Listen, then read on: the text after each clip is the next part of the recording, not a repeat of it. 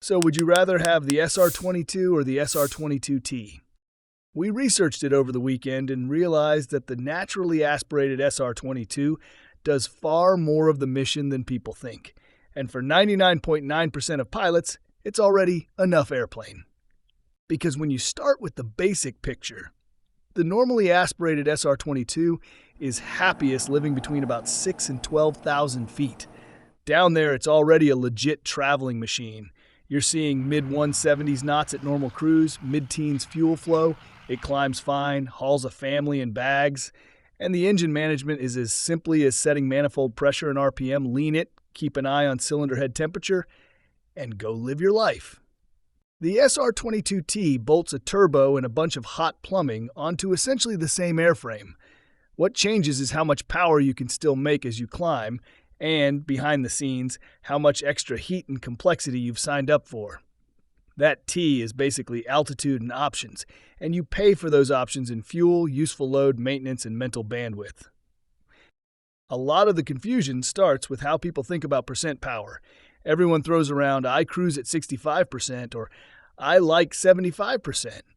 Newer pilots, those new to GA, and some non-pilots hear that and think those are just economy modes. As if you could just decide, today, I'll cruise at 100% at any altitude if you felt like abusing the wallet. That's not how it works in a normally aspirated airplane. In the naturally aspirated 22, as you climb, ambient pressure drops. Manifold pressure is basically the engine's lung pressure. At some point, you go full throttle, and the only thing feeding manifold pressure is the thin air outside. So up around 10,000 feet, the engine simply cannot make 85 or 100% power anymore. Even with the throttle jammed forward, the math just isn't there. You look at the power tables, and you'll see that at 10K, the highest combinations they give you are low 70-something% power at full RPM. That's not you being kind, that's physics saying, this is all you're getting. In the T, the turbo is forcing more air into the manifold. You've got a wastegate controlling how much exhaust energy spins the turbine. Close the wastegate, more boost, more manifold pressure than ambient would give you, and now the engine can still produce 75% or 85% power at altitudes where the NA is already tapped out. So at the altitudes you actually care about, roughly 10,000 feet, here's how it plays out in practice. The NA is already in a sweet spot. You can run it at something like 65 to 75% and see about 170-something knots true. Call it mid-170s knots on roughly 15 gallons an hour if you're in a typical rich of peak cruise. You're covering decent ground. If you look at the range profiles that include climb, descent, and IFR reserves, you're somewhere just under 1,000 miles still air if you really stretch it at the more economical settings, a little less if you're running it harder. Now park the naturally aspirated and climb into the 22T. Same day, same 10,000 feet. At 75% power, the T is doing basically the same speed as the NA. You're still seeing mid-170s knots, maybe a knot or two either way, depending on exact setup and how you lean it. Fuel flow is a little higher, closer to 16 and a bit. And the book ranges at that altitude and power setting actually come out a little shorter than the NA because you're burning more to go essentially the same speed. If you want the turbo to feel faster down there, you have to pay. Push it up to 85% and you get something like mid-180s knots. So now you're about 10 knots faster than the NA at its normal fast cruise, but you're paying with another 2 gallons an hour and you drop some range. The numbers shake out roughly like this. From around 75 to 85% on the T, you buy about 9 or 10 knots, but you give up something like 40 to 100 miles of still air range depending on which economy profile you're comparing against. So yes, at 10K, enjoying the turbo in the sense of running it hard is very literally trading range for minutes saved. That's why a lot of T-owners don't sit at 85% all day unless the mission really calls for it. They end up cruising their T at NA-ish power settings around 65 to 75% for most legs at those altitudes. Same kind of speeds you'd see in the NA, similar fuel flows. They just know there's more in the pocket if they decide to climb into the teens or push harder to beat weather or daylight. Where the T stops being meh and starts being worth the hassle is when you actually use altitude. In the mid-teens and low 20s, the NA is running out of options. Max operating altitude for the NA is 17.5, and by the time you're in the high teens, it's down on power. You're not choosing a gentle 65% up there. You're stuck with whatever the engine can make wide open, and it isn't much. Meanwhile, the T is still able to hold good manifold pressure. At something like 75% up, around the low 20s, you're now seeing high 190s or 200-ish knots true on the same fuel flow you were using at 10,000 feet.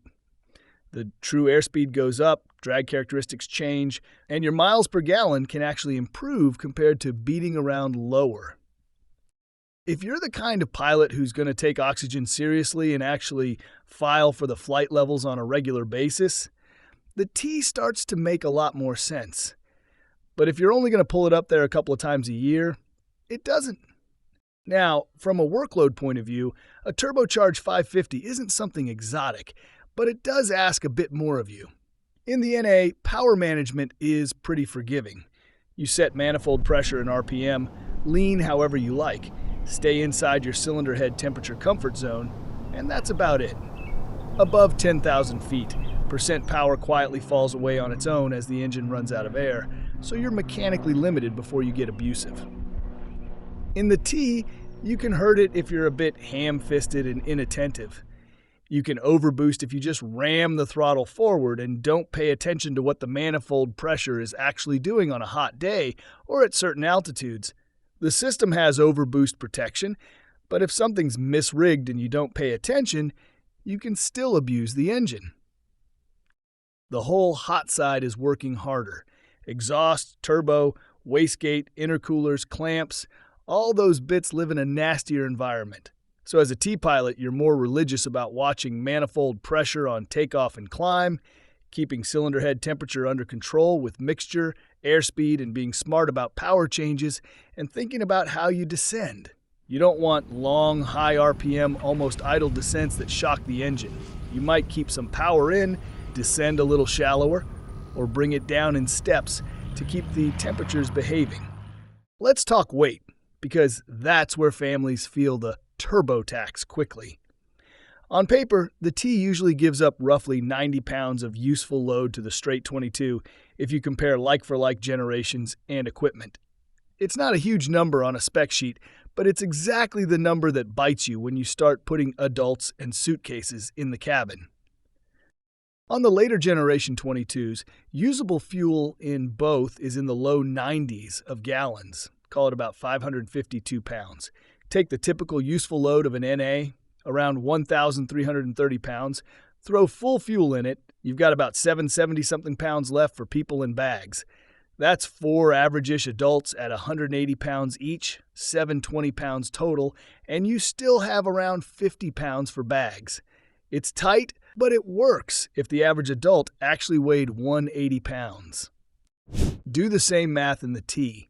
Useful load more like 1,240 pounds. Subtract the same 552 pounds of fuel, and you're left with around 690. Now, 4 180-pound adults already weigh 720, so you're over before you even touch a suitcase. To make that work, you're immediately coming off full fuel, and you're watching baggage weight and aft CG more carefully. Switch the loading to 2 adults and 2 kids, or 3 adults and some baggage, and the T is perfectly happy. It's still a family airplane. It just forces you to start trading fuel for payload a bit sooner than the NA does. Most people don't actually launch with full fuel for every trip anyway. Cirrus knows that, which is why they publish cabin payload numbers for a more realistic 3 hours of fuel plus reserve scenario. With that kind of fuel on board, both airplanes suddenly look like 4-person machines again, but the NA still has an edge. Range versus speed is where the psychology kicks in. In the NA, at 10,000 feet, if you pull it back to a best economy type setting, you can see low 160s knots and very long legs on relatively modest fuel flow. Bump it up to normal cruise, and you're in the 170s on mid-teens fuel, and your still air range with IFR reserve is still very respectable, somewhere around 900 miles, give or take. In the T, If you mimic those kinds of power settings at that altitude, you're not gaining much in speed and you're carrying a system you aren't really making work for its living. Push the T and yes, you walk away in true airspeed, but you start lopping chunks off your range, and the fuel bill at the next pump climbs accordingly. So how does it play out in your wallets? On paper, the annual inspection base cost between an NA and a T isn't wildly different. Some shops might charge a few hundred more for the turbo because it genuinely takes more time to inspect all the extra plumbing, heat shields, and turbo hardware. The real money difference shows up in engine reserve and hot side surprises. The turbo engine is simply more expensive. If you look at factory rebuilt prices, the TSIO-550 for the T is dramatically higher than the IO-550 for the NA. Net of core values, you're talking something like $30,000+ extra when overhaul or replacement day arrives. Spread that over a 2,000-hour TBO and you're adding roughly $17 an hour to your engine reserve just because it's a turbo. If you fly 100 hours a year, that's about $1,700 a year in invisible money you really should be putting aside if you're honest with yourself. Then there's the hot side. Exhaust components, turbo housings, wastegate linkages, clamps, all of that lives in a very hot, very unhappy place. And when something cracks or gets tired, the parts and labor aren't cheap.